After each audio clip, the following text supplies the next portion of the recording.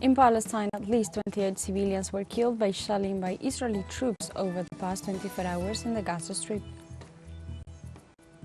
In Afghanistan, more than 300 people were killed by floods caused by heavy rains in the province of Balan. And in Russia, Ukrainian forces killed 3 people during a rocket attack on the city of Donetsk on the eve of Republic Day.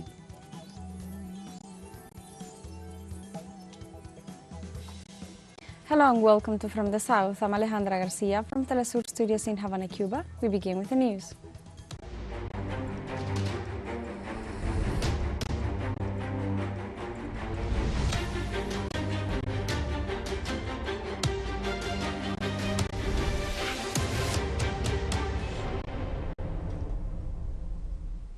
In Palestine, at least 28 civilians were killed in shellings by Israeli troops over the past 24 hours in the Gaza Strip. According to medical reports, these events also wounded about 69 people. One of the Israeli raids targeted the town of Al-Sawayda in the center of the Gaza Strip and another one in the north of the Nusayrat camp. According to local health authorities, the number of Palestinians killed by Israel since October 2023 rose to 34,097, while the number of wounded stood at 78,641. However, they warned that these figures could be even higher as many of the victims remain trapped under the rubble. Also in Palestine, a Palestinian journalist was killed along with his family in attacks by Israeli occupation forces in the Gaza Strip.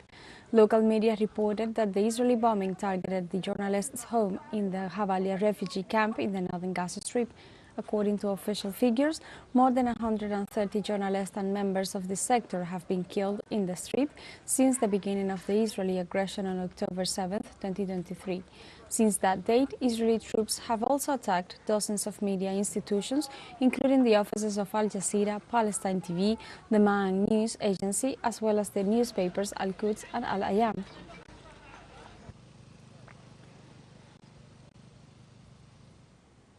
Over 150,000 Palestinians have been displaced following the Israeli offensive against the city of Rafah. During the last 12 hours, the Zionist troops have committed countless massacres in the north of the south and south of Gaza. On Friday, they redoubled the fury of the crimes against the civilian population, contrary to the will of the world expressed at the United Nations. Now, Gaza residents have been cornered to Al-Mawasi, northwest of the ravaged Khan Yunis. While thousands of women and children have been martyred, resistance brigades continue to fight throughout Gaza.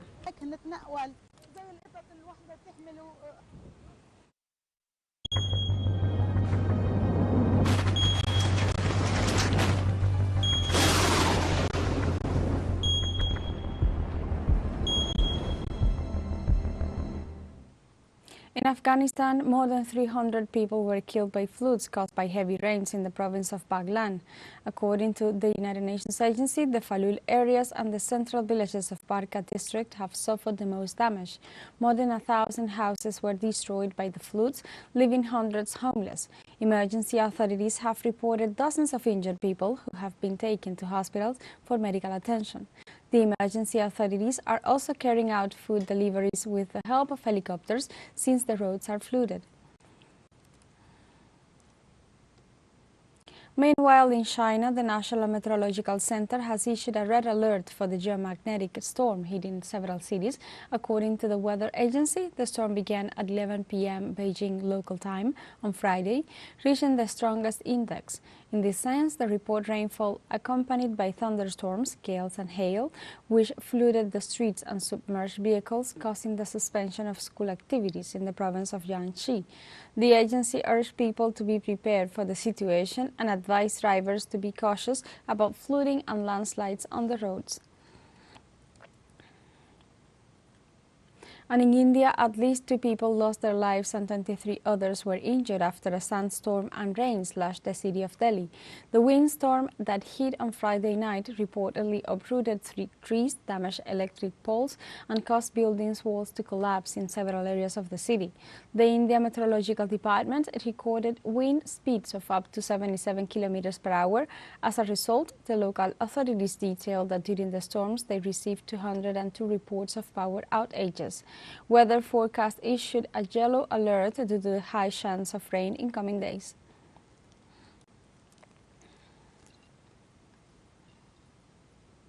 In Ecuador, residents of the town of Olón opposed the filling of mangroves for the construction of a real estate project in which the wife of President Daniel Noboa is shareholder and where the president's family owns properties. From Quito, our correspondent Henry Villajo gives us the details in the following report.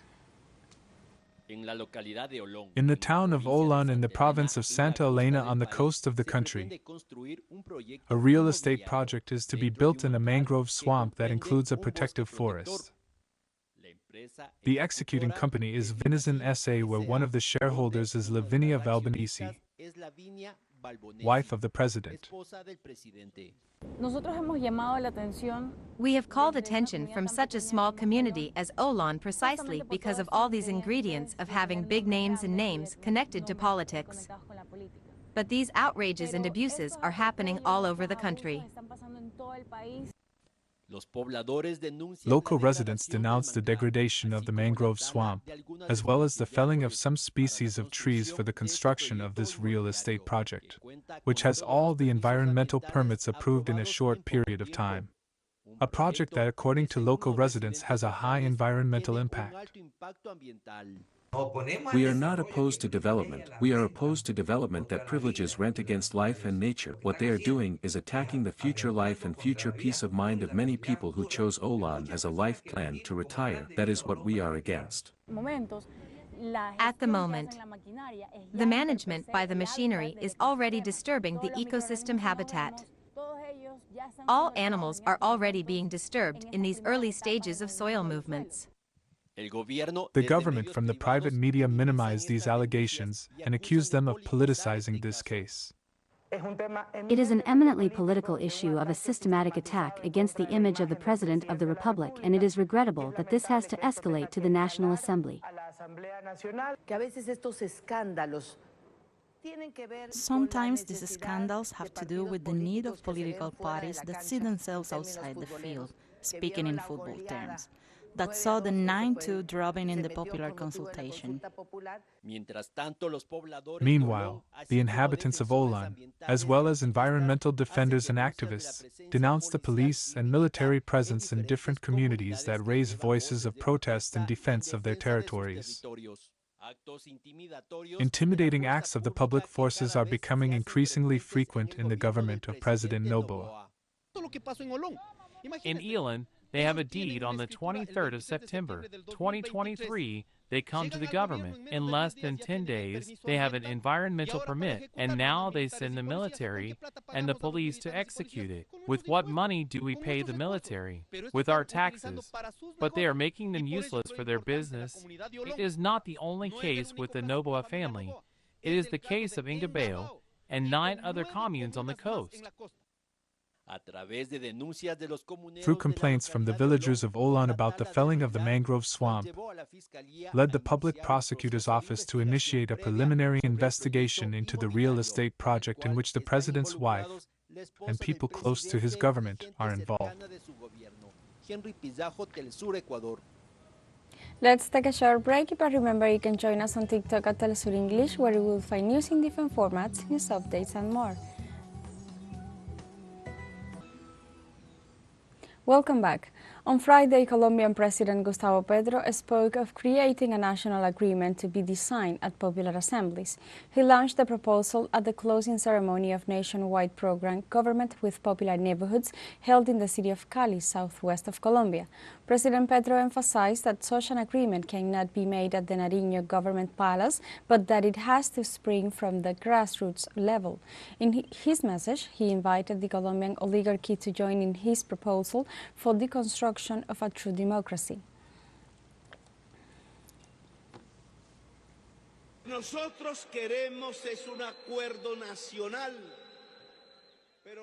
What we want is a national agreement, but not for the government to kneel, or for the people to be silenced. That is not a national agreement. The national agreement we want to build is to accept that now Colombia is going through a phase of democratic reforms. of social reforms,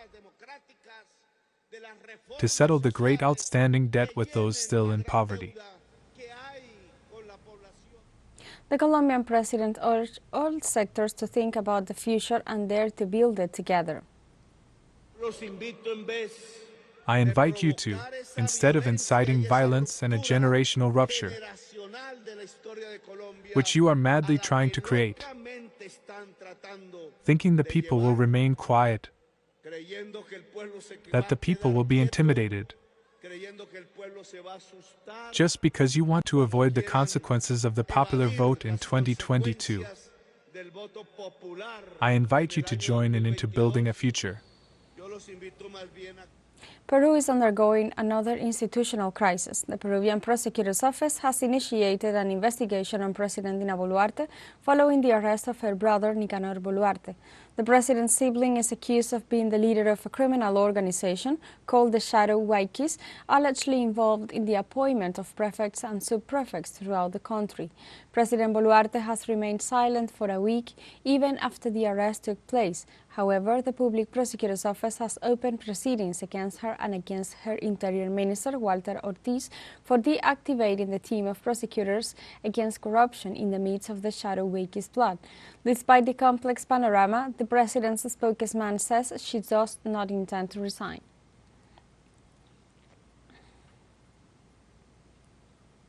Reactions continue in Argentina in rejection to the decision by Javier Milei's government to eliminate the signal of news media TeleSUR from the open digital television grid as of July 1st. Carolina Silvestre from Buenos Aires with the details.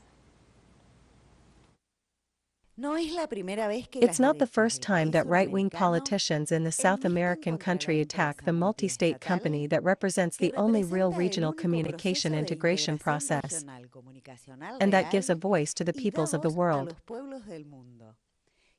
This time, the censorship comes from the current libertarian government. They are trying to erase everything that is good and leave what is worthless.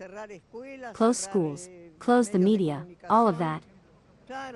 We have to fight each one in our own way. It is like if they touch our grandchildren or our work and we grandmothers take to the streets. We have to go out, without violence, but we have to demand and also denounce. Ariana Perez-Sun, archivist at the public television station, which the Milei administration intends to privatize, joins the proposal.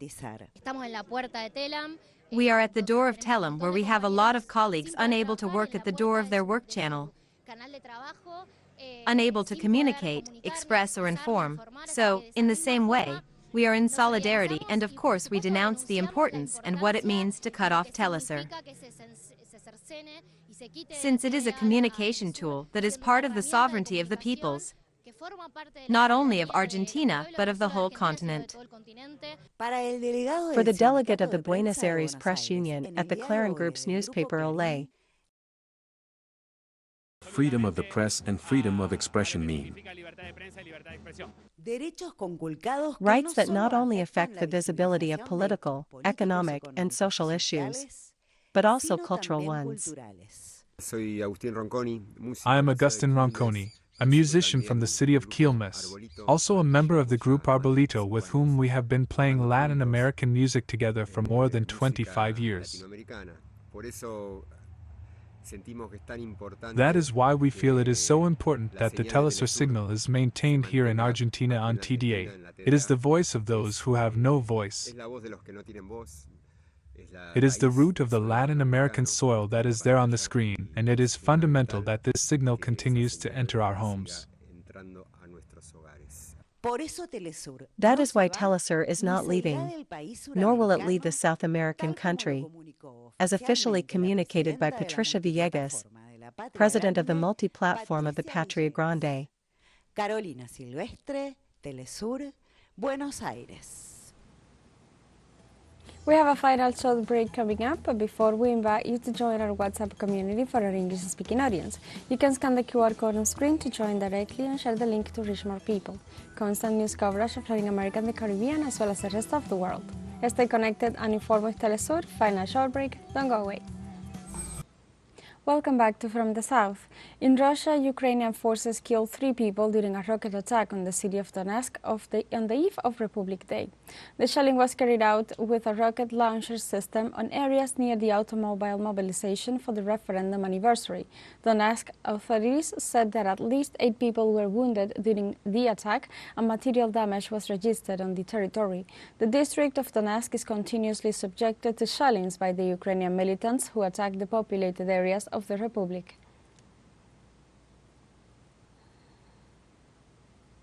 In Russia, the death toll after a bus fell into the Moika River in the city of St. Petersburg has risen to 7 people. The investigation committee confirmed that 20 people were on the bus at the time of the accident. According to preliminary research, the bus driver lost control of the vehicle, hit several cars, and then plunged into the water from the bridge. In the aftermath, emergency workers and rescue boats were assisted by passers-by who dived in the water to help with the rescue efforts. Authorities confirmed that the driver was detained as a suspect in a case of violation of traffic and vehicle operation regulations.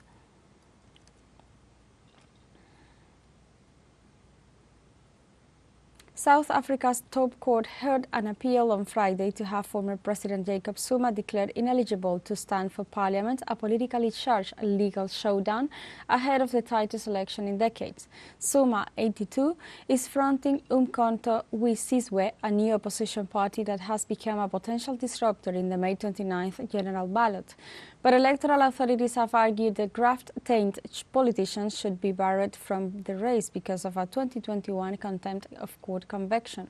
The Constitutional Court in Johannesburg was called to decide on the matter after a lower court sided with Zuma in April, coming only weeks before what is expected to be the most competitive vote since the end of the apartheid and the advent of democracy in 1994. The case has made some observers nervous. And let's go to the world of sports, this time with news from the Olympic Games, because Chileans Maria José Maillard and Paula Gomez earned their berth to Paris 2024 in the discipline of canoeing. In this regard, the canoeists secured their spot on the Chilean delegation to France as members of the C 12,500 meters boat after advancing to the final of the World Cup in Hungary with a time of 2 hours, 4 minutes and 40 seconds. We continue in Latin America, but this time we go to the Caribbean because Dominican weightlifter Yudelina Mejia has also secured participation in her first Olympic Games in the 81-kilogram category. Mejia joins her compatriot Crismeri Santana, who also achieved the Olympic dream after the International Weightlifting Federation officially announced the final ranking of the athletes who will compete in each category in the event.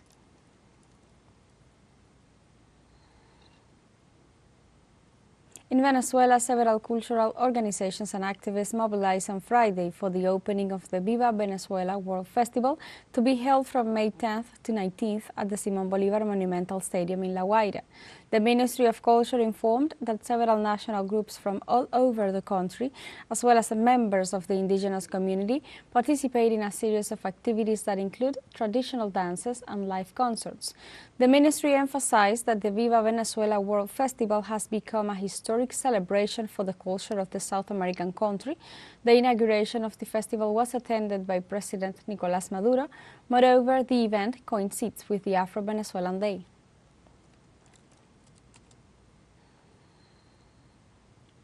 A rare Baroque opera written by an indigenous man whose scores were hidden for centuries in a church in the Bolivian Amazon has been revived with a performance in the Besiro language.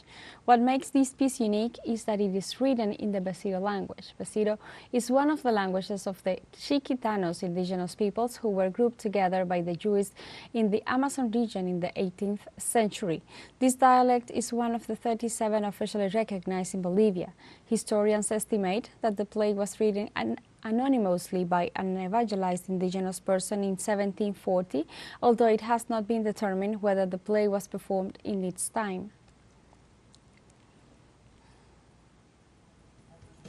We have come to the end of this news brief, but you can find these and many other stories on our website at telesurenglish.net and join us on social media, Facebook, X, Instagram, Telegram and TikTok as well.